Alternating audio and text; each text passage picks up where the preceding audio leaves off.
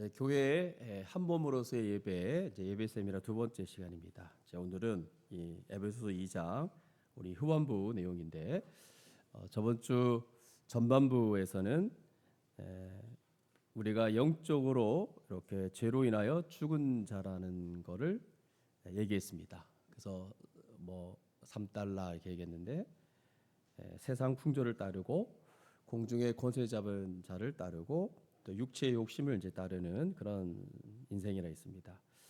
그래서 엉망으로 하나님 대적하고 살아갔던 자였는데 놀랍게도 하나님의 크신 긍휼 또 말로 닿을 수 없는 그 풍성한 은혜 헤아릴 수 없는 그 큰 사랑으로 인하여 우리가 구원을 받았다라고 얘기했고 또 그 구원 자체가 어떤 거냐면 그리스도 안에서 그리스도와 함께한 구원이다 했습니다. 우리 하나님께서 이 엄청난 이 구속사적인 그 위대한 일을 행하신 거죠. 십자가에 죽으시고 부활하시고 하나님 그리스도 안에서 그리스도를 통하여 십자가에 죽으시고 또 부활하시고 또 승천하셔가지고 또 하늘 이 보좌 우편에 자정하신 그 모든 것에 동참해서 우리도 지금 이미 장차 이루어질 엄청난 영광이지만 미래 일이지만 이게 너무나 분명하고 또 이미 우리가 영광 속에 거하고 있다라고 말씀을 드렸습니다. 이것이 얼마나 우리에 대한 엄청난 선고인지 정체성인지 우리 위치인지를 우리가 저번 시간에 함께 살펴봤죠. 그래서 우리는 이 땅 가운데서 이미 하나님께서 그리스도 안에서 행하신 것을 이제 바라보는 거죠. 이미 우리가 허락하신 이 구원의 은혜가 얼마나 큰지를 살피고 계속해서 그것을 더 알아가는 그런 삶을 살아간다면 우리의 삶은 소위 행복할 겁니다. 왜? 하나님이 이런 분이구나. 그리스도에서 이런 일을 행하셨구나.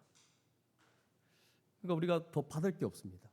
뭐 기도 내용에서 나왔지만 다 주셨거든요. 그리스도를 주셨다 그래요. 다 주신 거죠. 근데 자꾸 우리는 이제 하나님한테 이거밖에 없습니까? 더 주셔야 되지 않겠나라고 하는데 저번 주 말씀드린 것처럼 아니 얘는 그리스도를 다 줬는데 그 외에 또 뭘 달라고 하는 건가? 하나님은 이렇게 예배 드리러 오는 여러분들을 기다리면서 좀 당황스러워하실 겁니다. 정말 우리를 사랑하셔가지고 우리에게 최고의 것을 다 주셨거든요.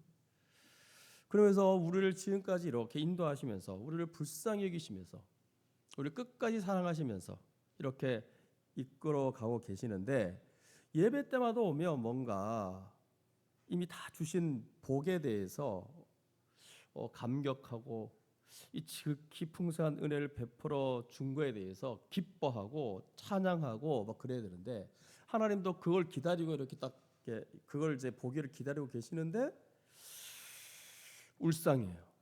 그리고 막 울고 있어요.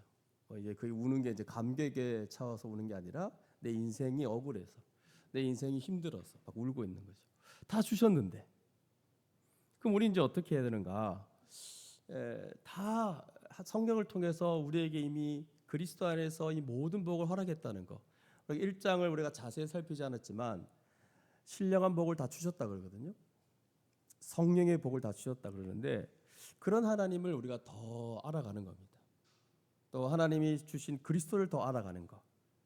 이미 주신 게 뭔지를 보고 믿을 때 그걸 현실적으로 누릴 수도 있고 그리고 또 솔직히 이 땅에서 다 누릴 수가 없죠. 그래서 하나님께서는 이미와 아직이라는 이 구도를 통해서 아직을 남겨뒀습니다. 그럼 지금도 너무 좋은데 마지막 그 완성될 하나님 나라 생각해 보십시오. 그래서 이 미래에 두신 것이 우리에게 너무나 생생한 소망으로 우리 마음에 남아 있다면 이 땅에 살아가는 삶이 지치지 않을 겁니다. 낙심하지도 않을 겁니다. 왜? 그 소망이 너무 분명하기 때문에. 우리 앞에 생생한 소망이 있습니다. 뭐 이건 이게 성경을 믿지 않으면 뭐 할 말은 없지만 성경에 분명히 마지막 때에 새하늘과 새 땅에서 영광스러운 몸으로 부활해서 그리스도와 함께 살아갈 그날이 분명하기 때문에 그렇습니다. 그런데 이제 대부분 다 여기서 승부를 걸려고 합니다. 여기서 뭔가 잘 되고 여기서 뭔가 어떻게 내가 올라가고 높아지고 이제 그래서 안 되면 실패감을 맛보고 좌절감을 맛보고 이 땅에서 다 승부를 걸려고 하는데 그렇지 그런 것보다 소망이 너무 크면 이 세상의 것들이 아주 작게 느껴진다는 사실을 기억했으면 좋겠습니다. 그래서 우리는 지금은 잘 안 되죠. 저도 잘 안 되고 근데 어느 때인가 더 이상 작은 것들이 생각이 안 나는 이 땅의 작은 것들의 문제 삼지 않는 그런 날이 분명히 올 겁니다. 그래서 이미 주어진 영광도 너무 크고 우리가 누리고 있는 것들 현재 우리가 지금 성취하고 있는 이런 이 성화 구원이 여러분 예수 믿고 천국 가는 거 아니죠? 성화의 이 엄청난 복 구원의 현재성이 우리 가운데 있습니다. 그래서 우리는 거룩해져 가고 있습니다. 근데 여러분 이걸 생각해 볼 때 우리 같은 자가 뭐라고 거룩해지고 있고 여러분 우리는 거룩해질 이유도 없고 우리 같은 자가 뭘 거룩해집니까? 얼마나 나쁜 놈이었는데 그리고 우리 같은 자가 하나님을 닮아가고 있고 그리스도를 닮아가는 그러니까 얼마나 우리 안에 대단한 일이 일어났기에 그러니까 여러분 자꾸 눈에 보이는 기적을 구하는데 옆에 있는 사람 과거의 모습과 지금의 모습을 보면 이게 기적입니다. 우리 안에 엄청난 역사가 일어났기에 얼마나 엄청난 일이 일어났기에 우리 같은 죄인이 이런 부패한 심령이었는데 어떻게 그 거룩을 따라 살아갈 수 있냐는 말이에요. 장차 우리에게 줄 그 영광, 새하늘과 새 땅, 그 신령한 몸으로 부활하여 삼위 하나님과 더불어 또 부활하신 예수 그리스도가 더불어 영원한 그 복된 삶을 누릴 걸 생각해 보면 여러분 이 땅에서 조금 안 되고 이 땅에서 실패하고 이런 거 크게 보이지 않을 것이고 내가 이 땅에서 거룩해져 가고 있구나라고 생각하면 또 미래가 너무 분명히 보장되어 있다는 걸 생각할 때 여러분 뭔가 여유가 생기지 않는군요. 얼굴을 보니 지금 예배 자리에 나와도 당장에 그냥 내일 있을 일 염려하고 당장에 와도 당장에 지금 예배 드려도 하나님 바라보기보다는 당장에 지금 해결할 문제가 있겠죠. 그래서 제가 저번 주 말씀드린 표현이 뭐냐면 그건 그거고 만약에 그거를 계속 예배 가운데 갖고 와서 계속 그걸 생각하면 당연히 하나님이 보이지 않습니다. 그래서 이 땅의 것들이 작게 느껴질 겁니다. 이 소망이 분명하다면. 그러니까 그저 짧은 시간이니까 어떻게 해야 됩니까? 이 땅에 일어나는 여러 어려움 이런 것들은 그냥 이렇게 맡겨드리고 이번 우리 기도 훈련의 주제 보십시오. 다 주께 맡겨라. 이거 이제 제가 좀 얘기하려 했는데 이 맡긴다는 게 던지는 거래요.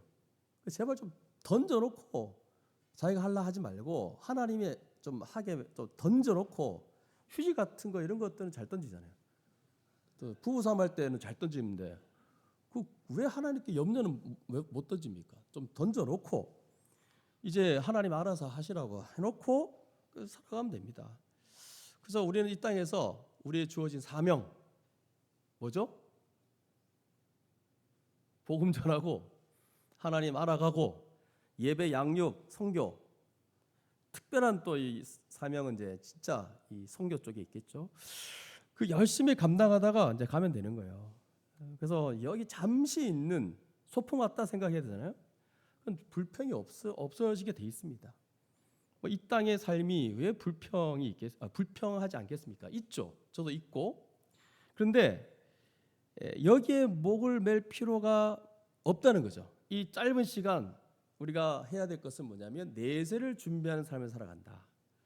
여기서 이렇게 내세를 준비하고 여기서 이렇게 거룩해진 것이 그대로 연결되어서 천국에 들어가는 거거든요. 여기서 여러분 거룩한 그 새하늘과 새 땅에서 살아가는 삶이 여기서 잘 되지 않으면 되게 어색할 거예요. 천국 가서도 약간 불신자와 방문한 삶을 살아간다고 생각해 보십시오. 되게 어색할 거예요. 우리 하나님께서 그리스도 안에서 우리를 구원하신 거, 또 그리스도 안에서 그리스도의 모든 충만으로 그분이 누리는 모든 영광에 참여하게 하신 이 엄청난 구원의 복을 주셨는데 이거 왜 주셨냐는 거죠. 이거 왜 주셨냐. 에베소서 1장 자세히 살피지 않았지만 6절, 12절, 14절 반복되는 표현이 뭐냐면 이는 그의 은혜의 영광을 찬송하게 하려는 것이라 라고 되어 있어요. 한마디로 하나님을 찬양하기 위해서라는 거예요. 예배하기 위해서라는 거예요. 우리 이렇게 구원하신 이유가 바로 거기에 있다라고 얘기하고 있고, 그래서 1장은 하나님의 이 구원 사역 하나님 쪽에서 얘기한 거고, 또 2장은 우리 편에서 이 구원이 얼마나 영광스러운지를 얘기를 했죠. 그리고 후반부는 제가 이제 다루지 않았는데 우리를 이렇게 구원한 이유가 후반부 2장 8절에서 10절을 보시면 선한 일을 감당하기 위해서, 이 선한 일을 위해서, 주의 사명을 위해서, 거룩의 길을 걸어가기 위해서 하루하루 한 걸음 한 걸음을 매 순간 그렇게 살아가도록 우리를 이 구원의 영광 속으로 부르셨다라고 얘기하고 있습니다. 예배, 근데 예배 갖고 이 공예배만 얘기한 건 아니겠죠. 그리고 실제로 선한 일을 살아가기 위해서 우리를 이렇게 구원했다라고 얘기했습니다. 그래서 여러분 교회에 이렇게 교회로 나올 때 가장 중요한 부분이 예배잖아요. 이 예배를 드리려고 할 때에 여러 힘든 일들이 예배를 예배되지 못하게 하지 않았으면 좋겠어요. 그 상황에 눌려가지고 하나님이 베푸신 이 구원을 생각을 잘 못하는 경우가 되게 많은데, 우리는 그건 그거고 하나님이 우리에게 베푸신 이 구원이 너무 크기 때문에 그거는 진짜 그거예요. 너무 덮어버립니다.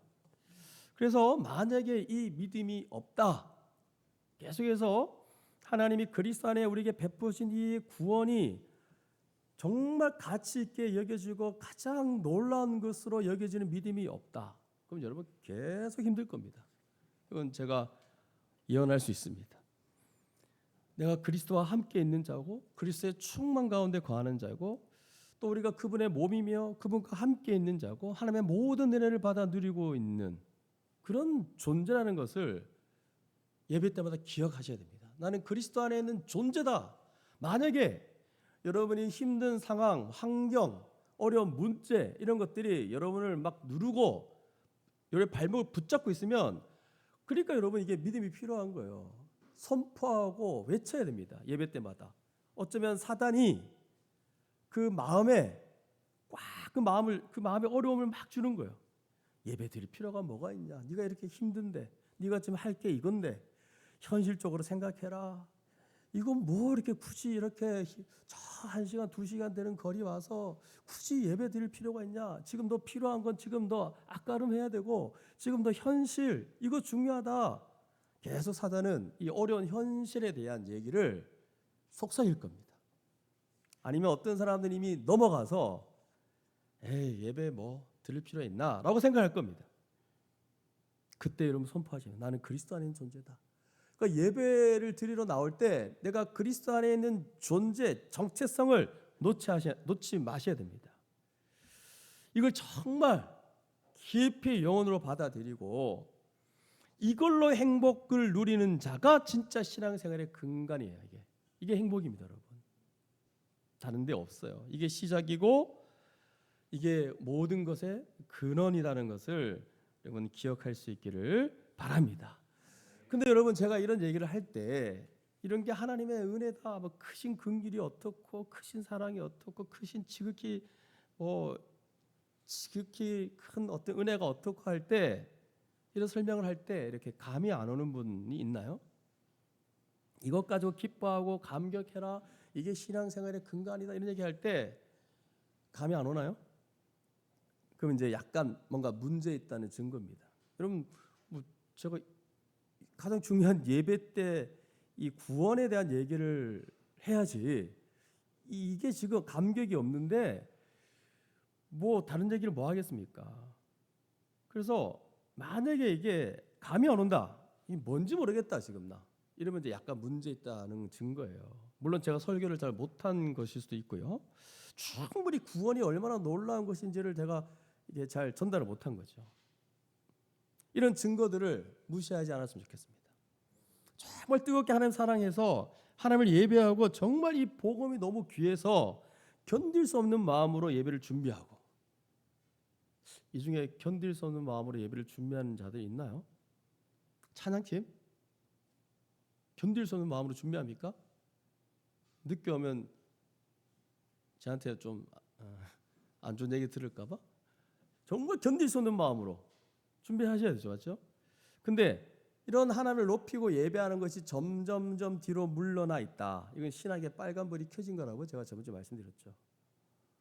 그러면서 여러분 그것만 있나요? 지금 뭐 이게 딱 무너지면 교만하죠. 하나님을 인정하는 게 이제 없어지니까 또 누군가에 대해서 불편해서 진실한 마음을 내어주지 않으려고 하고 거리를 두고, 그러니까 하나님의 관계는 곧 이웃 관계예요.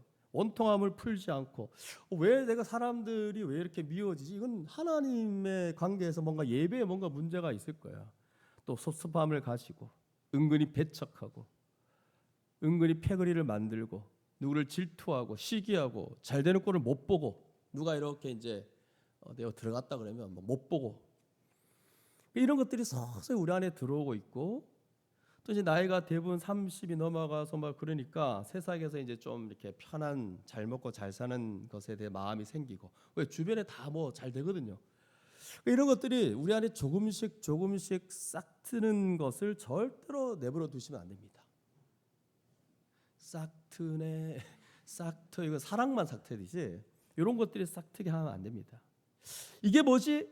이게 뭐지? 이러면서 아주 경각심을 가져야 됩니다. 이런 거를 절대로 그냥 넘어가시면 안 됩니다. 힘껏 죄와 싸우고 동시에 하나님 사랑하려고 애쓰고, 예배 때 내가 누구인가, 그리스도 안에 있는 존재다 나는 선포하고, 그리고 선을 행하며 살아가려고 해야 되는 겁니다. 지금 이렇게 제가 봤을 때 괜찮은 것 같은데 대부분 제가 어떻게 압니까? 다 그 속을. 근데 지금 위기에 직면한 사람들이 있을 거라 생각되어집니다. 너무 지쳐 있기도 하고 낙심해 있기도 하고, 또 어떤 분들은 너무 상처를 받아서 지금 막 내면에 부상이 심한 사람도 있을 거예요. 이제 이거를 여러분 좀 뭔가 위로도 받고 또 치유도 받고 싶고 그럴 텐데, 오직 우리 주 예수 그리스도만 우리에게 진정한 위로를 주십니다. 그렇기 때문에 다른 데 기웃기웃거리지 마시고 다른 데 가봤자 참된 위로가 되지 않습니다. 하나님 말씀 붙들고 믿음으로 돌아가야, 믿음을 통하여 우리 주 예수 그리스도를 바라봐야, 그 하나님의 사랑과 긍휼하심으로 가야 우리의 이 내면의 공허, 허전, 아픔 이런 것들이 해결이 될 줄 믿습니다. 다른데 위로와 치유를 얻을 수가 없어요. 이거 누가 해줍니까? 오직 예수 그리스도. 그러면 예수 그리스도가 해준다 했을 때 또 딱 이렇게 딸려오는 게 뭐냐면 지체들입니다. 옆에 있는 동력자들, 한몸된 교회가 위로를 해줄 수 있다는 거예요. 그래야 공동체를 통해서 우리가 살아낼 수 있는 거예요. 소그룹으로 모여서 그래 이런 일도 겪고 저런 일도 겪지, 나도 겪었다, 너도 겪을 거야, 괜찮아, 격려해주고, 정말 앞이 캄캄하고 낙심이 된다 할지라도, 또 온갖 예상치 못한 일을 만난다 할지라도 정말 이런 복음 때문에 내가 살아났고 이 복음 때문에 내가 이런 지금 교회에 있지 않냐, 그러면서 서로가 격려하면서 힘을 내야 되는 거죠. 우리 모두가 그랬으면 좋겠습니다. 그래서 교회가 살아나면 됩니다. 우리 여러분 이렇게 만나게 해주신 거 하나님의 섭리 아닙니까?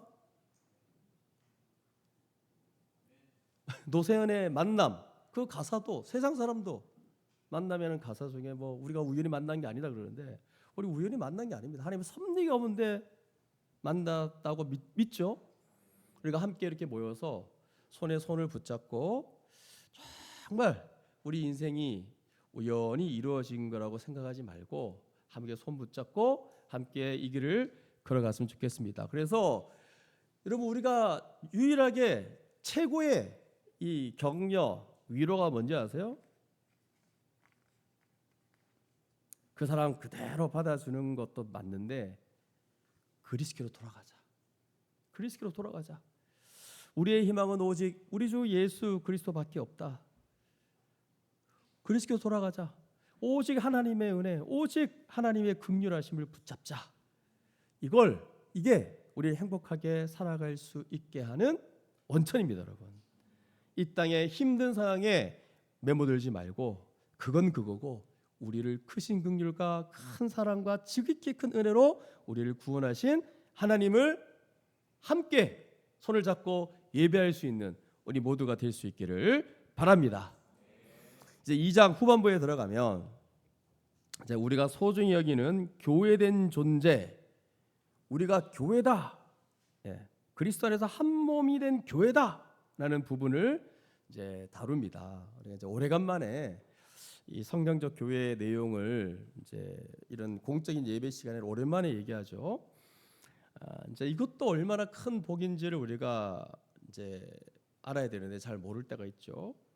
모든 죄의 저주와 그 더러움과 비참함에서 건져내서 우리를 거룩하게 하고 깨끗하게 하며 영광스러운 위치에 우리를 놓아 주셨어요.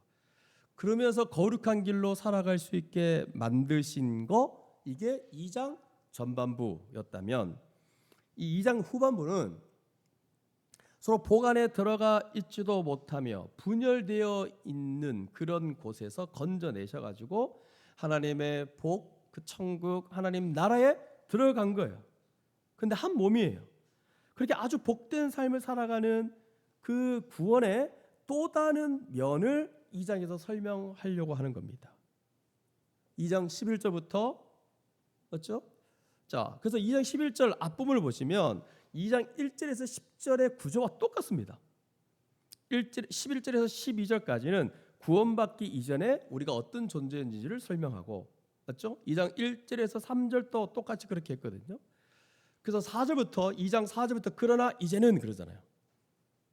여기도 마찬가지예요. 11절부터 12절까지 그 전에 구원받기 전에 어떤 상태였는지를 설명하고 13절부터는 그러나 이제는 이런 식으로 지금 묘사하고 있습니다.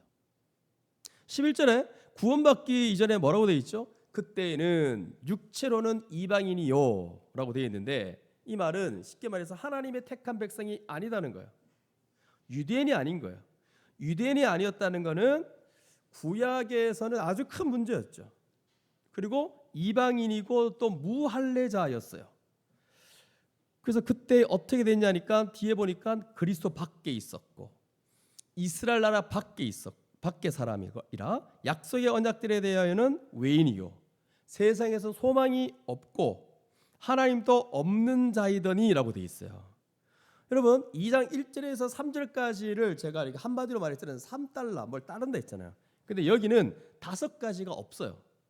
뭐도 없고 뭐도 밖에 있고 뭐 없고 그래서 오무라고 봐요. 오무 5가지 없는 거. 앞에는 3달러, 여기는 오무. 그러니까 이거는 이방인들을 얘기해요. 왜? 에베소 교인들이 이방인들이었으니까. 그러니까 이방인이었기 때문에 유대인들이 누리는 복은 잘 못 누리겠죠. 전혀 몰랐겠죠.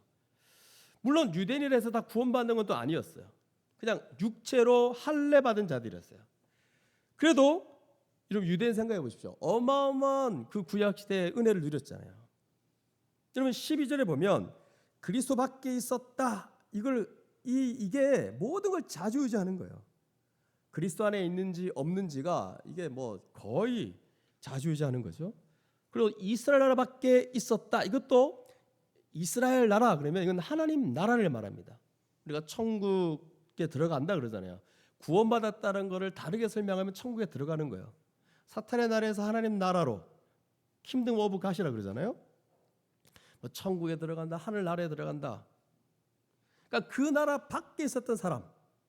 그런데다가 언약도 없었고 소망도 없었고 우리는 있잖아요. 부르심에 소망이 있는 자가 되었잖아요. 근데 과거에는 그 소망이 없었어요.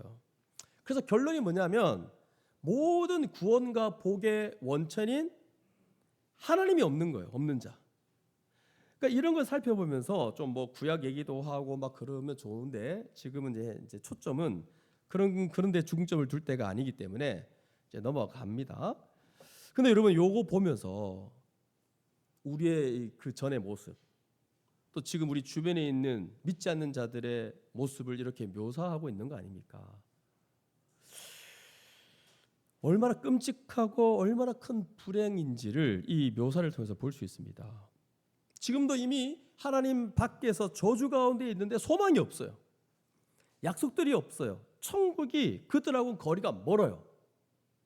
오직 유일한 소망은 우리 주 예수 그리스도이신데 또 그분이 없는 자들이에요. 이렇게 이제 묘사하고 있으니 여러분 이건 너무 비참한 겁니다. 그래서 앞에서는 3달러, 여기는 오무, 이런 걸 잘 생각해 보면 예수 믿지 않는 사람들의 이 비참함, 불행, 정말 피할 수 없는 그 저주와 진노의 운명, 그들 앞에 놓여 있는 그 영원한 지옥 형벌, 이미 그 지옥 형벌이 그들에게 엄습해 오고 있는 현재의 삶, 이런 걸 생각할 때 참 마음이 아프죠. 그래서 우리는 뭐 교회 안에 뭐 잠재적 불신자들이 많이 있다라고 얘기하거든요. 그래서 어떻게든 우리 교회는 제가 알 수는 없지만 큰 교회들은 너무 많이 그냥 막 이렇게 들어와 있어가지고 잠재적 불신자들이 많대요. 그래도 혹 우리 교회도 혹 그럴 수 있으니 어떻게든 우리 교회 안에서 복음을 계속 전하고 듣고 배우고 또 전하고 또 전하고 그렇게 하셔야 됩니다. 그리고 우리가 모든 곳에서 우리가 살아가는 모든 삶의 영역에서 만나는 모든 자들, 그 죽어가는 영혼들에게 그들을 살려내는 그런 우리가 되었으면 좋겠습니다. 자, 13절에 그러면 보시면 그러나 이제는 전에 멀리 있던이라고 말하고 있는데 하나님의 은혜로부터 멀리 있던 이 말이죠. 도무지 구원의 소망이 없던 자들을 어떻게 하셨습니까? 가까이 부르신 거예요. 여기서 공간 개념을 갖고 옵니다. 멀리 있던 너희들을 가까이 불렀다, 이런 표현을 잘 쓰지 않는데 구약에서는 이 표현이 하나님의 백성이 아니다가 하나님의 백성이 된 자들, 회개하지 않고 죄 가운데 있다가 회개하여 돌아온 자들을 표현할 때 쓰는 표현이래요. 멀리 있다가 가까워졌다는 거예요. 우리 교회는 이렇게 작은데도 큰 교회 같은 데 보면 저 멀리서 이렇게 말씀 들을 때 저 뒤에 있는 멀리 있는 사람들 구원받기 힘듭니다. 우리는 뭐 너무 그 뒤에 있어도 제일 앞에 있는, 제가 볼 때 요 뒤에 있어도 큰 교회는 앞에 있을걸요 아마, 제일 앞에. 근데 큰 교회들은 다 뒤에 막 이렇게 있잖아요. 구원받기 힘듭니다, 여러분. 이거 농담이지 아시죠? 예. 그 앉는 걸로 어떻게 이거 축도가 되겠습니까? 그러니까 이제 지금 공간 개념을 갖고 왔다는 거예요. 물론 앞에서 설교 듣는 게 더욱 좋습니다. 이 짧은 거리라도. 예. 그래서 공간 개념이 묘사되어 있다는 거. 그래서 멀리 있던 너희가 그리스도 예수 안에서 그리스도의 피로 가까워졌다. 이걸 볼 때 그리스도의 피, 그러면 예수 그리스도가 우리를 위해 십자가에 죽으신 사건, 이렇게 보시면 되고, 뭐 너희가 그리스도 안에서라는 표현을 쓴다면 이건 그리스도의 그 십자가 피, 그 보혈의 구속 사역, 이 구원 사역을 우리에게 적용할 때 어떻게 적용하냐니까 성령께서 우리를 그리스도와 합하게 하셔가지고 이렇게 하신 거라는 거예요. 이렇게 보면 돼요. 그래서 그리스도의 피는 객관적 구원 사역이라면 그리스도 안에서 구원받았다 얘기할 때는 주관적 구원 사역이라고 아예 신학 용어로 이렇게 쓰고 있습니다. 그래서 이렇게 보면 약간 더 입체적으로 우리가 이해하는 데 좋을 것 같아요. 그러면 어떻게 그리스도 안에서 구원받았는가를 보면 14절 보시니까 그런 우리의 화평이신지라. 우리의 화평, 이 화평은 원어로 에이넨의 평강, 샬롬 뭐 이렇게 말하시는데, 그리스는 우리의 화평이신지라. 이걸 딱 선언하고는 어떻게 화평이 되시는지를 쭉 설명하기 시작합니다. 뒤에 보면 뭐라고 돼 있죠? 둘로 하나를 만드사 원수된 것 곧 중간에 막힌 담을 자기 육체로 허시고 라고 돼 있어요. 여기에 보시면 둘로 하나를 만드셨대요. 근데 어떻게 하나로 만드셨냐니까 원수된 것 곧 중간에 막힌 담을 자기 육체로 허셨기 때문에 그러하다는 거예요. 그리고 이제 법조문으로 된 계명의 율법, 요게 아마 중간에 막힌 담일 겁니다. 법조문으로 된 계명의 율법을 폐하셨으니 이는 이 둘로 자기 안에서 한 세 사람을 지어 화평하게 하시고, 이거 다 뭐냐면 예수의 십자가로 일어난 일을 설명하는 거예요. 그러면 여러분, 에베소서를 설명할 때 이제 맥락을 좀 약간 이해하셔야 되는데, 에베소서에서 아주 중요한 문제가 하나가 있습니다. 그게 뭐냐면 그 당시 유대인과 이방인을 독일한 하나님의 백성으로 볼 거냐 말 거냐, 이 문제가 그 당시 첨예했습니다. 그러니까 이게 해결이 잘 돼야 되지 않겠습니까? 왜 그러냐면 만약에 유대인과 이방인들이 동일한 하나님의 백성이 아니라고 한다면, 그러면 지금 우리는 누굽니까? 지금 우리는 이방인이잖아요. 근데 간혹 보면 모태 신앙들이 자기들이 유대인이라고 보통 생각하는 경향이 있습니다. 아닙니다, 여러분. 우리는 극동 지방에 태어난 당군의 후예들이에요. 아시겠죠? 우리 이방인이에요, 이방인. 우리가 이방인이라고 하면 그럼 어떻게 되냐 하니까 하나님의 백성, 즉 교회가 아니라고 본다니까요. 그 당시에 그 당시. 그러니까 왜 아니라고 했냐면 유대인들은 그 당시에요. 예수 믿는 유대인들조차도 그 안에 예수 믿는 유대인, 예수 믿는 이방인 이렇게 있는데, 예수 믿는 유대인조차도 이방인들이 어떻게 절기도 안 지키고, 그 당시입니다. 정결 규례도 안 지키고, 제사 그리스도가 성취하셨으니까 안 드린다 하더라도 예수 그리스도를 뭐 믿는다 하니까 그 예수 믿는 유대인들을 보기에는 전혀 구약에서 오랫동안 하나님의 백성으로 살던 그 모습이 아닌 거예요. 그러니까 그 에베소 교회 안에 이렇게 섞여 있는데 받아들이기를 거부한 겁니다. 너희들은 하나님의 백성이 될 수 없다. 그러면 갈라디아서 기억하시죠? 갈라디아서 당시 상황 기억하세요? 다 예수를 믿었어요. 그러나 정결 규례를 지키지 않는다면 같이 식사할 수 없다. 기억나시죠? 여러분? 한 식탁에 있는 가족이 될 수 없다. 교제할 수 없다. 너 뭐 안 지켰잖아. 정결 규례 안 지켰잖아. 그러므로 오직 그리스도를 믿음으로만 하나님의 백성이 된다. 그랬는데 아니다. 절기도 지켜야 된다. 할례도 받아야 된다.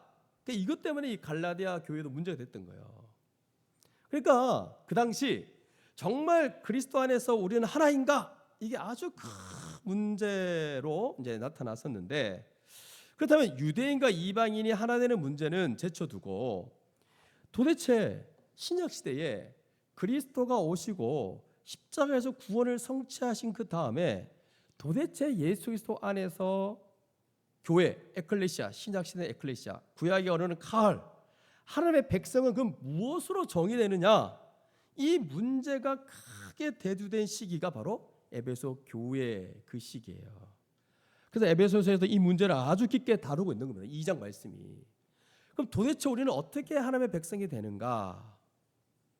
근데 여러분, 지금은 이게 해결됐지 않나요? 바로 이 성경 말씀에 의해서 우리가 해결이 된 거죠. 더 이상 유대인과 이방인이 이런 걸로 구분하면서 뭐 절기 문제, 뭐 정결 규례 문제, 할례 문제가 더 이상 없습니다. 얼마나 이 구원 역사가 이렇게 더 진전되어서 지금 우리는 지금 얼마나 편하게 신앙생활을 하고 있는지 몰라요. 그러나 지금은 다 이게 그리스도가 오셔가지고 성취되어가지고 뭐 이런 거 없지만 그 당시에는 이런 문제가 있었던 거예요. 그럴 때 어떻게 합니까? 유대인과 이방인이 동일하게 다 하나다, 하나님의 백성이다 라고 선언을 하고 있는 거예요. 이거는 합행이신 우리 주 예수 그리스도가 만들어낸 거다, 그 얘기를 하고 있는 거예요. 그러니 여러분, 2장 전반부에서는 죄로 말미암아 죽었고 죄 가운데 행했던 자를 건져내서 깨끗하게 하고 하나님의 그 영광에 참여한 자로 선한 일을 하도록 구원받았다, 이렇게 설명했다면 오늘 2장 후반부에는 도무지 분리될 수밖에 없는 그런 존재, 이방인들은 아예 하나님 나라 밖에 있고 약속도 모르고 성경도 모르고 이런 자를 가까이 불러서 유대인과 하나가 되게 했고 하나가 되게 한 것이 바로 신약시대 교회다라고 지금 얘기를 하고 있는 게 이 에베소 2장 후반부의 내용입니다. 그럼 여러분, 이 당시에 이제 표현을 쓸 때 헤롯 성전 기억나시는지 모르겠어요. 헤롯 성전 모르죠? 헤롯 성전을 한번 상상해 보십시오. 그림이나 이미지 같은 거 보시면 넓은 부지가 있는데 그 한가운데에 이제 오른쪽부터 왼쪽으로 이렇게 들어갑니다. 즉 사각형으로 거대한 성전이 구성되어 있어요. 그러니까 큰 건물로 되어 있어요. 이게 다 성전은 아니고, 성전은 이렇게 오른쪽으로 이렇게 들어오는데 성전은 여기 있겠죠. 성소와 지성소가 있을 거고, 그러면 지성소와 성소가 있고 그 앞에 제사 드리는 번제단이 있을 거 아닙니까? 맞죠? 요 번제단, 요 뜰을 제사장 뜰이라 말합니다. 그리고 그 바로 앞에는 이스라엘 뜰이라 얘기해서 여기는 남자들만 갈 수 있는 곳. 그리고 그 앞에는 여인들의 뜰이 있어요. 이게 이스라엘 여인들만 들어갈 수 있는 공간이었어요. 이게 가득한 건물로 높게 서 있는 거예요. 이 전체가 주변을 보면 벽으로 둘러싸여 있어요. 그리고 그 양옆에 이제 넓은 공터가 있고 솔로몬의 해당 같은 게 이렇게 쭉 있어요. 거기를 뭐라고 하냐면 이 엄청난 건물 옆에 큰 공터가 있는데 거기에 이방인의 뜰이 있어요. 그러니까 이방인들이 아무리 성전을 가까이 와도 헤롯 성전의 여인들의 뜰까지 들어가지 못해요. 왜? 큰 담이 세워져 있으니까 그 안에 들어가지를 못하는 거예요. 그러니까 이방인과 유대인들은 이 성전에 이렇게 둘러싸여 있는 커다란 담에 의해서 근본적으로 단절되어 있는 그런 모습을 여기 에베소서 2장에 나와 있는 막힌 담이라는 이 표현을 통해서 우리는 상상할 수 있는 거예요. 헤롯 성전의 그 이방인 뜰, 그리고 큰 벽으로 둘러싸였고 높은 건물로 성전이 되어 있는 걸 말하는구나라는 것을 알 수 있죠.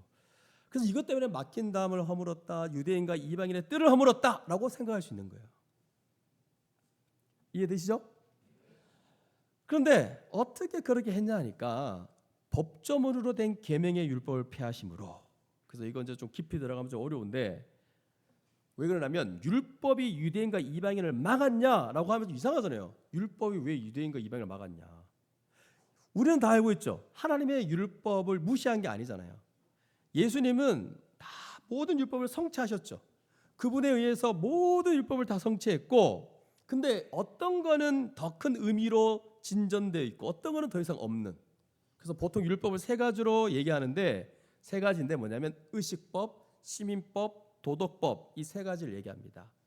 의식법은 그 당시 제사제도, 절기 이런 걸 얘기하고, 정결규례도 마찬가지고, 시민법은 뭐냐면 이스라엘 나라를 형성해서 살기 위해서 그런 필요한 법들이 있죠. 뭐 어떤 문제가 생겼을 때 어떻게 하고 어떻게 뭐 배상하고 풀어내고 여러 가지 법들을 시민법이라 그래요. 근데 이 두 가지는 더 이상 필요 없습니다. 의식법은 우리 주 예수 그리스도를 가리키는 거라서 그분이 정결법, 제사, 모든 규례를, 절기를 다 성취하셨어요. 그래서 지금 우리는 제사를 안 드리고 뭐 이런 규례도 안 지켜요. 다 그분이 성취하셨기 때문에 우리는 그리스도 안에서 그분이 성취하신 이 모든 걸 다 지킨 자로 삼아버려요. 그래서 성취한 자가 되는 거예요. 그 다음에 시민법 같은 경우는 이스라엘 나라가 이제 하나님 나라, 예수께서 세우신 교회가 되었잖아요. 그러니까 그것도 더 이상 의미가 없어요. 그러면 도덕법은 그리스도가 성취하심으로 인해서 더 큰 의미로 드러나죠. 십계명을 중심으로 한 그 도덕법은 우리한테 더 크게 다가오죠. 그래서 유일하게 남아있는 게 도덕법이에요. 우리가 보통 이렇게 얘기한단 말이에요. 그런데 왜 여기서 율법을 막힌 담이라 표현했냐 하면, 당시 유대인들이 어떻게 했느냐 하면 의식법을 갖추고 와서 이방인을 자기와 동일한 백성으로 받아들이기를 거부한 거예요. 그게 뭐냐면 제가 앞에서 말했듯이 너희들 할례, 절기 안 지켰다고? 정결규례 안 지킨다고? 더러운 자야, 동일한 하나님의 백성이 될 수 없다고 막 그럽니다. 저들이 예수 믿는 건 맞는데 그렇지만 그것만으로 부족하다는 거예요. 하나님의 백성인 그 특징인 할례도 받고 뭐도 해야 되고 뭐 이렇게 해야 된다라고 주장한 거예요. 그리고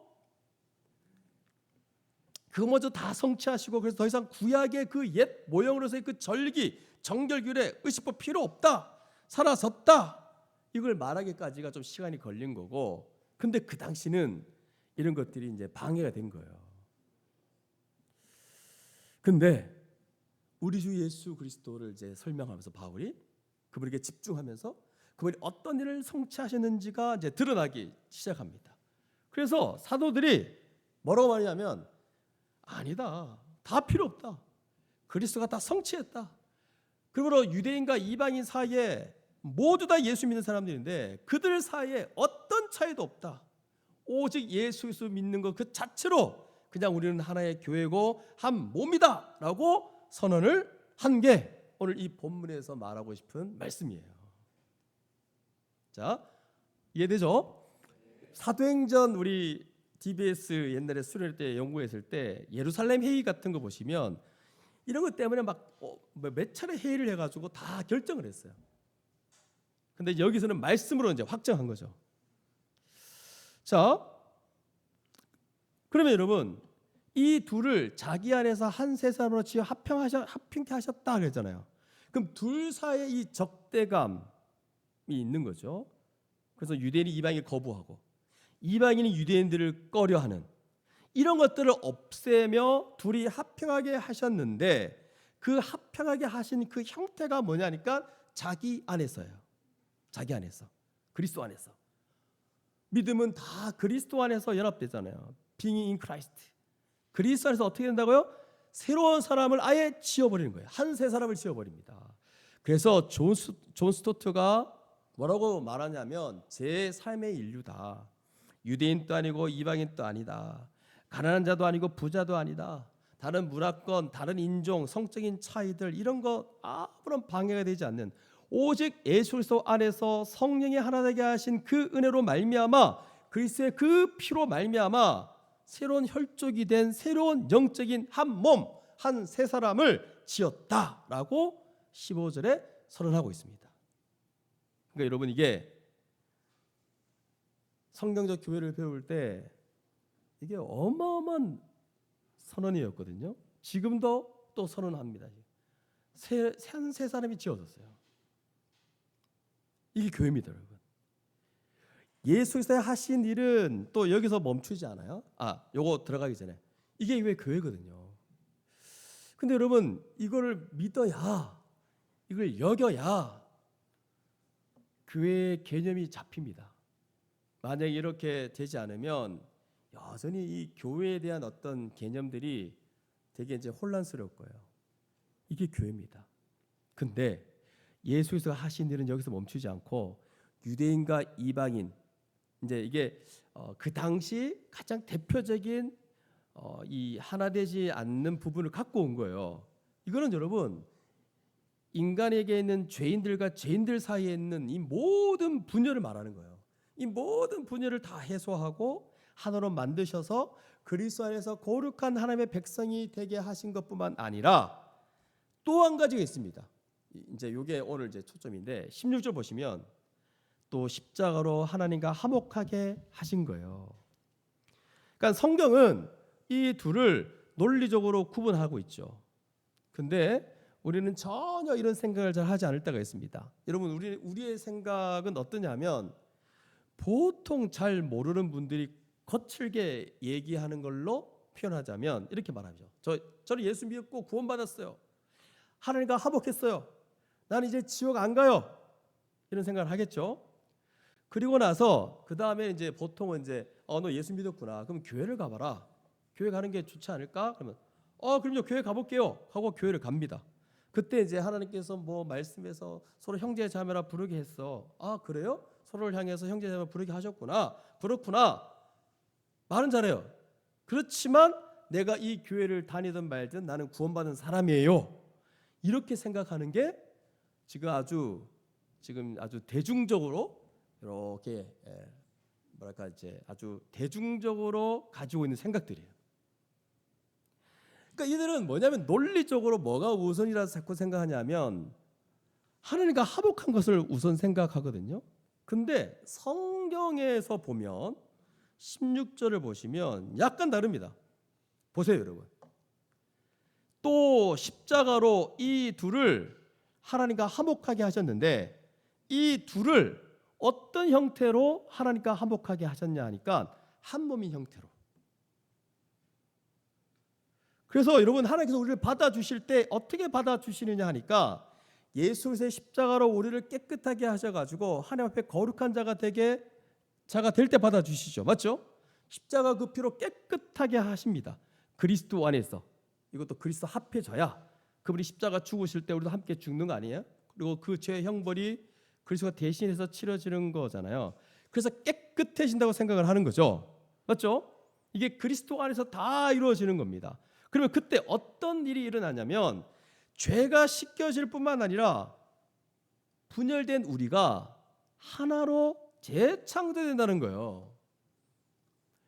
그리고 하나님과 화목하게 된다는 거예요. 지금 그 얘기를 하고 있어요. 지금. 그러니까 여러분 2장 전반부에도 선한 일을 행할 수 있는 거룩한 백성으로 재창조되었다라고 했는데 2장 후반부에는 거룩할 뿐만 아니라 분열이 해소된 한 몸으로 재창조되었다 그 얘기를 합니다. 그래서 논리적으로 어떻게 되냐면 예수의 십자가 보혈로 우리를 깨끗하게 하셔가지고 하나님 앞에 거룩한 자로 세우신단 말이에요. 뿐만 아니라 예수 안에서 깨끗하게 하실 때 우리를 하나로 빚으신다는 거예요. 우리 하나로 빚으신다는 거예요. 우리가 이렇게 나눠지고 분열된 게 다 죄의 결과이거든요. 원래 아담과 하와가 이렇게 한 몸으로 창조되었고, 그리고 창세기 1장에 아담과 하와가 부부라서 한 몸으로 창조된 게 아니고 하나님이 창조하신 인류가 뭘 토대로 했냐니까 삼위 하나님의 하나됨을 따라 하나님의 형상을 닮아 하나된 존재로 한 몸으로 지어진 거예요. 원래부터. 그걸 보여주기 위해서 부부의 원리를 가져온 거예요. 한 몸이라고 보여주기 위해서. 그래서 갈비뼈 하나 빼가지고 막 만든 거였거든요. 그래서 아담이 내 몸이라 막 그러잖아요. 깨달잖아요. 그러다가 죄가 들어와서 분열돼 버렸어요. 그런데 다시 그리스도 안에서 죄로 인해 타락하고 저주받은 것들을 다 해소할 뿐만 아니라 그 죄로 말미암아 분열된 이 비참한 이 참상 하나되 이렇게 분열되어 있는 이 비참한 참상까지 해결하시면서 한 몸으로 예수 그리스도 안에서 새롭게 한 세상으로 빚으신 거예요 지금. 그래서 16절 이 한 몸이 된 상태에서 하나님 앞에 딱 세워져서 하나님 앞에 딱 드려지는 거예요. 그리고 화목한 거예요. 이 화목은 아포카탈로스라 해서 모든 적대감을 해소한 화목. 하나님께 죄짓고 대적하며 하나님과 원수된 관계가 해소된 게 이루어진 상태.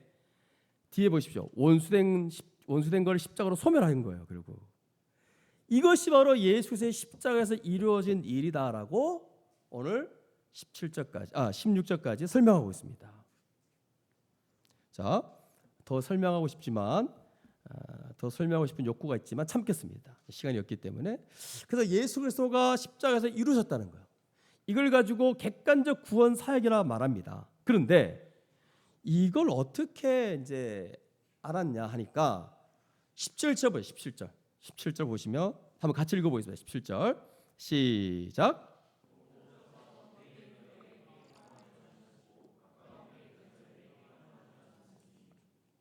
예, 가까운 데 있는 자들에게는 누굽니까? 유대인이겠죠. 맞죠? 또 멀리 있는 자는 이방인이겠죠. 그러니까 유대인이고 이방인이고 다 예수 그리스도가 합평이신데 이 합평의 복음을 전해야 되거든요. 그러니까 알잖아요. 그래서 유대인에게도 복음을 전하고 또 이방인에게도 이 복음을 전한 거예요. 그래서 어떻게 됩니까? 이 복음 전하는 게 성령의 역사거든요. 그리고 이제 마지막 18절 어떻게 됩니까? 그로 말미암아 우리들이 한 성령 안에서 이 말이 뭡니까? 어떻게 하신 거예요? 하나 되게 하신 거예요.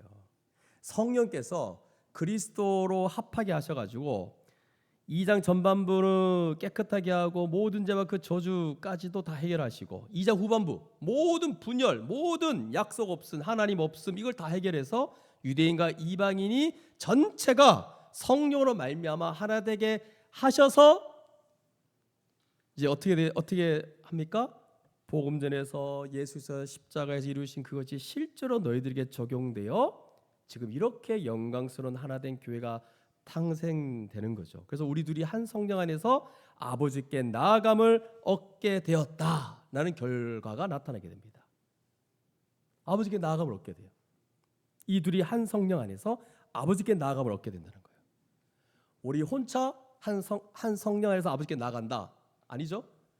우리 둘 할 때 성령은 여러분 무조건 성령은 우리 개인적인 어떤 차원에서 볼 수 없습니다. 성령은 가장 주도적인 사역 하나 되게 하신 거거든요.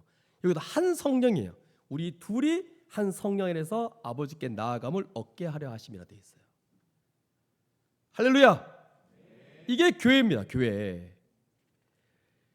예수께서가 이루신 그 일을 성령께서 17절, 18절 복음 전하게 해서 18절 우리에게 적용해서 실제로 유대인과 이방인이 하나님께 거룩한 한 세 사람 교회가 되는 거고, 그리고 이 둘로 한 성령 안에서 쭉 아버지께 나가는 거. 이게 프로사고계라고 해요. 프로사고계. 사골 말고 사골. 프로사고계라고 하는데 이게 현재 분사형.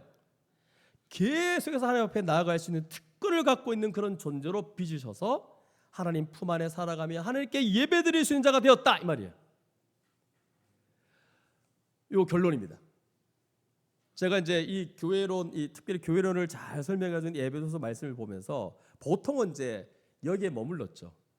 한 세 사람을 지었다. 그래서 이제 인식을 좀 바꿔라. 개인 신앙이 아니다. 이것도 정말 중요한 부분이에요. 개인 신앙이 아니다. 뭐 너 혼자 신앙생활 하는 거 아니다. 이미 이제 예수를 믿는 순간 십자가 이루신 게 요거, 이 둘이 하나로 한 거, 하나로 묶은 거, 한 세 사람 지은 거, 이것도 맞고, 근데 거기 더 나가서 이 둘이 한 성령 안에서 이제 아버지께 나가게 하셨다는 거예요. 그래서 예배는 절대 혼자 나가는 게 아닙니다. 이 둘로 한 성령 안에서 아버지께 나아감을 얻게 되었다는 거예요. 이 본문을 이제 보고 교회론을 계속 생각하는 가운데, 교회를 잘 몰랐을 때는, 여러분 이 교회에 대한 개념이 잘 안 잡힐 때는 여러분도 아마 그랬을 거예요. 주일날 예배 시간을 되게 하찮게 여겨질 때가 많았습니다. 저도 다 그런 건 아니었고, 뭐 이제 슬럼프가 있잖아요. 한때 뭐 졸기도 하고 설교도 좀 재미도 없고 맨날 똑같은 얘기하고 찬송가도 맨날 고리타분하고, 그래서 이 예배에 대한 어떤 생각들, 교회에 대한 생각들을 좀 잘 얘기해 줬으면 좀 예배에 대한 개념이나 마음이 좀 달라지지 않았을까 생각하는데, 이런 생각할 때도 있죠. 약간 자기가 좀 더 세련된 생각이라고, 예배를 잘 안 드릴 때죠. 꼭 이 시간만 와서 예배 드려야 되냐고. 내 삶이 예배잖아. 이게 이제 보통 이게 타협할 때, 보통 합리화시킬 때 그러죠. 일상적으로 예배 드리면 되지. 여기 와서 꼭 드려야 예배야? 근데 이제 이거를 더 공고하게 만든 게 이제 그 우리 3년 전, 4년 전 온라인 예배가 막 이제 막 생겨날 때, 그 질병, 코로나 생각도 안 나네. 그래서 그때는 막 되게 뭐 여기 와서 드리는 예배면 예배냐 이러면서 뭐 어쩌고 저쩌고 해서 나 개인의 삶도 예배다 막 그러는데, 이게 그 말은 맞아요. 맞는데 요것만 딱 알고 사용하면 진짜 바보고 어리석은 사람이 되는 거죠. 우리는 몸을 입은 존재, 그렇죠? 영육 통일체로 창조하신 거고, 마음뿐만 아니라 몸 전체, 전 인격이 어떻게 행하는지를 이제 보시는 거거든요. 그러니까 여러분, 이 주일날 여기 함께 모여 이 자리에 와서, 어떤 사람은 1시간, 2시간은 없겠다. 하여튼 1시간, 1시간 반 이렇게 막 와서 함께 이렇게 예배를 드리는 이 자체가, 이게 이제 어떤 일이냐? 여러분은 뭐 별 생각 없이 앉을 수 있는데, 어떤 일이 벌어지냐면 정한 시간에 성도들이 곳곳에서 다 모이고, 애들까지 다 모이는 정한 시간에 다 모입니다. 큰 교회들은 이미 이 예배의 개념을 설명할 수가 없어요. 집 마음대로 그냥. 근데 우리 이렇게 소수니까 이 설명이 잘 들어올 거고 이해될 거예요. 20분 전부터 와서 기도와 찬양으로 준비합니다. 거의 다 와 있어, 거의 다. 찔린 사람도 있죠. 하여튼 거의 다 와 있어, 거의 다. 그리고 제가 강대상에 올라가서 예배를 선포하고, 예배 부름을 하고, 그리고 기도함으로 시작하고, 찬송가를 함께 부르며 신앙 고백, 똑같은 신앙 고백을 함께 하고, 함께 또 찬송 부르고, 또 함께 한 주를 돌아보며 참회의 기도를 드리고, 또 함께 대표 기도를 하고, 대표로 하는 거예요. 대표로. 자기 혼자 하는 기도가 아니라 이 전체를 아울러서 대표로 기도하고, 성경 본문도 혼자 읽는 게 아니에요. 그래서 연습해 와야 돼요. 전체가 읽는데 어떻게 막 이게 발음도 잘 안 되고 그러면 안 되잖아요. 전체로 본문을 읽는 것이고, 똑같은 걸로 신앙 고백하고, 사도신경, 여기 하이드베르크 요리문답, 입을 모아 찬송하고, 또 말씀 들을 때 어떻게든 들으려고 하고 다 받아 적으려고 하고 열심으로 그러잖아요. 또 아멘 잘 안 하지만 아멘 아멘 하고 또 말씀을 어떻게든 또 설교 끝나면 기도하고 말씀 붙잡고 기도하고 또 교회 소식을 함께 나누고 생일 축하하는 가운데 교우 동정을 나누는 가운데 한 몸이구나 그러면서 성도의 교제를 나누고 우리 안에 이런 뭐랄까 관심과 사랑. 제가 이제 예배 중에 가장 좋은 분위기 때가 언제인지 알아요? 생일 축하할 때 갑자기 얼굴들이 확 피어오릅니다. 그 전까지는 다 이렇게 어두워 있다가 이 성도의 어떤 교제를 누리는 가운데 하나님의 사랑이 막 풍성해지며 그리고 마지막 한 주의 삶을 하나님께 의탁하며 강복 선언, 하나님의 축복 선언을 하는 거잖아요. 그래서 예배가 끝납니다.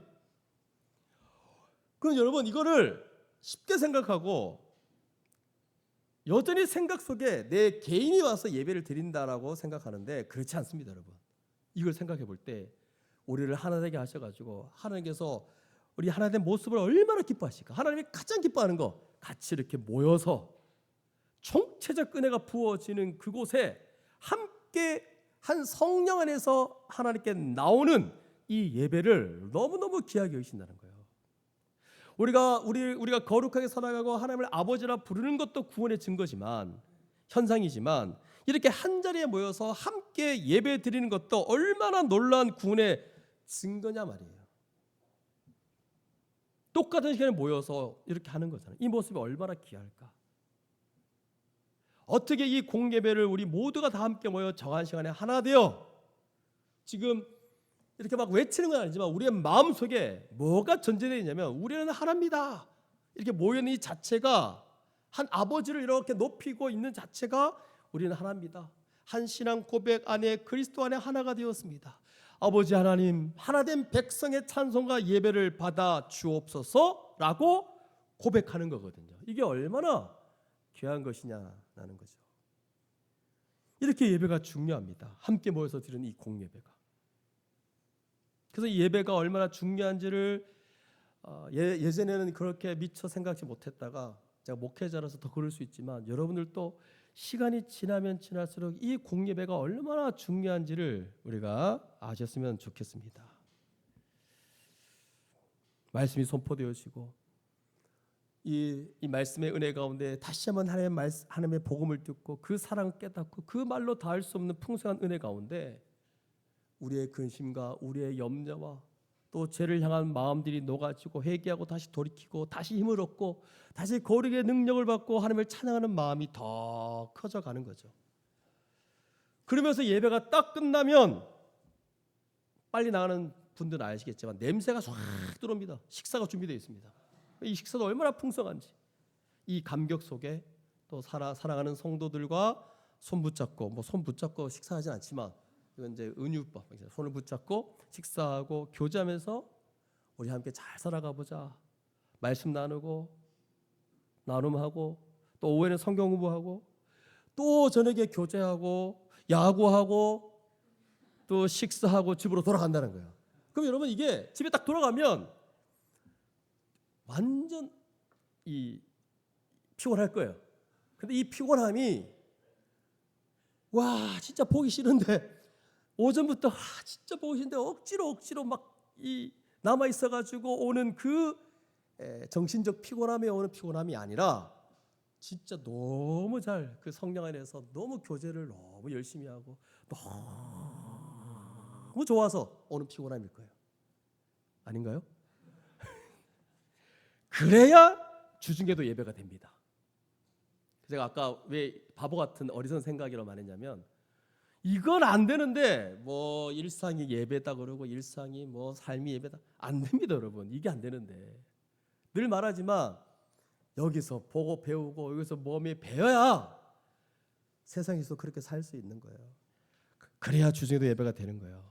흩어져서 개인의 예배 드리는 것보다 정한 시간에 함께 모여 예배 드리는 거, 이 공적인 예배, 모든 성도들이 보편적 교회로서 하나된 교회로서 이렇게 예배 드리는 이 모습, 이거를 하나님이 너무나 기뻐하시고 너무나 귀하게 여기신다는 사실을 기억했으면 좋겠고, 또 이걸 넘어서서 말씀 수련회 같은 경우에 교회와 교회끼리 모여서 동일한 찬양을 부르고 말씀을 듣고 동일한 신앙 고백 위에 하나님을 찬양하고 예배드리는 이 모습도 얼마나 기뻐하실까. 그래서 제가 오늘 28절까지를 원리적으로 이렇게 설명해냈어요. 영적으로는 이미 그리스도 안에서 하나님과 화목한 자로서 날마다 하나님을 아버지라 부르며 나아갑니다. 이것을 우리의 삶으로 교회 이름으로 구현해낸 게 우리의 공예배. 제가 적용한 게 이게 얼마나 말로 닿을 수 없이 귀한 것인지를 우리가 기억했으면 좋겠고, 우리가 이런 자가 되었다는 거예요. 우리 이런 복을 받은 거예요. 그래서 여러분 1장에서도 삼위 하나님의 관점에서 성부, 성자, 성령의 구원하심과 그 하나님의 능력으로 우리에게 소망을 주실 뿐만 아니라, 제가 다 다루지 않았지만 그 기업의 영광과 그 기업의 영광의 풍성함이 어떤 건지 알게 해주시고, 그 전능한 능력으로 그리스도 안에서 우리를 그리스도로 머리로 삼고 모든 만물을 발로 밟고 복종케 하시면서 그 악한 영적 세력들, 사탄 마귀 다 짓밟고 꼼짝도 못하게 하고, 그렇게 교회를 보호하시면서 자신의 모든 충만으로 우리와 합하셔서 교회를 그의 몸되게 하시는 그 복주심, 이것도 엄청난데, 또 오늘 2장에서 말하고 있는 이 구원, 한 세 사람을 지어 함께 아버지께 나아가게 하셨다는 것, 이 영광도 너무나 대단하다는 겁니다. 이게 교회입니다, 여러분. 우리가 이렇게 함께 모여서 아버지께 나아감을 얻게 된 거예요. 지금 이게 좀 너무 놀라운 건데, 그 누구도 놀라지 않는 표정 앞에 제가 놀라고 있습니다. 이 엄청나게 놀라운 거죠. 이 너무너무 엄청난 복인데, 이 말로 닿을 수 없는 엄청난 복이 우리 가운데 주어져 있어요. 이 엄청난 복을 우리 가운데 허락해 주셨음을 우리가 기억하며 이 18절까지의 이 내용을 통해서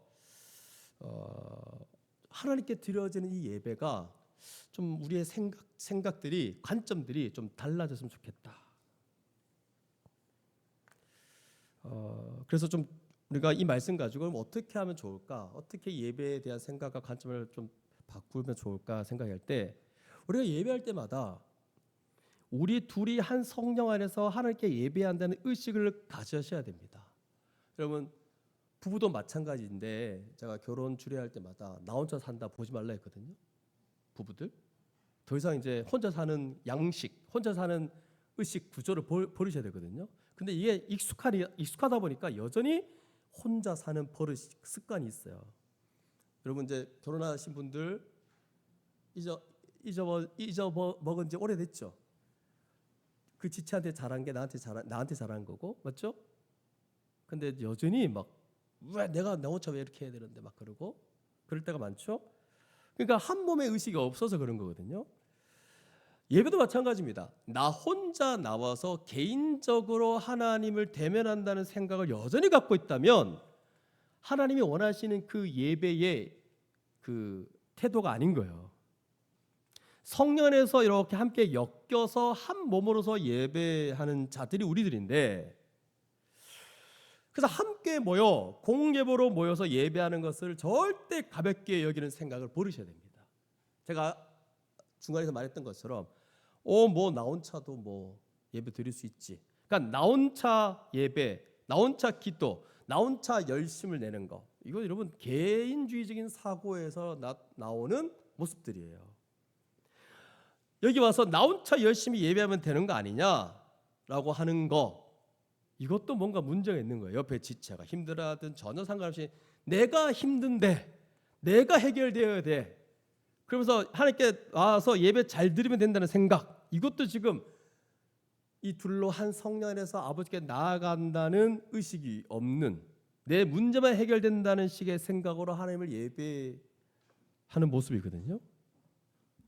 그리고 여러분, 한 성령 안에 이렇게 함께 아버지를 예배한다는 것은 자기 죄와 자기 감정, 자기 문제, 이게 다 엮여 있고 연결되어 있어요. 그러니 여러분, 공예배를 생각할 때 제가 이제 신혼부부한테도 이거를 정말 강조를 많이 했지만 잘 안 되죠. 둘이 뒤따 싸우고 들어왔어요.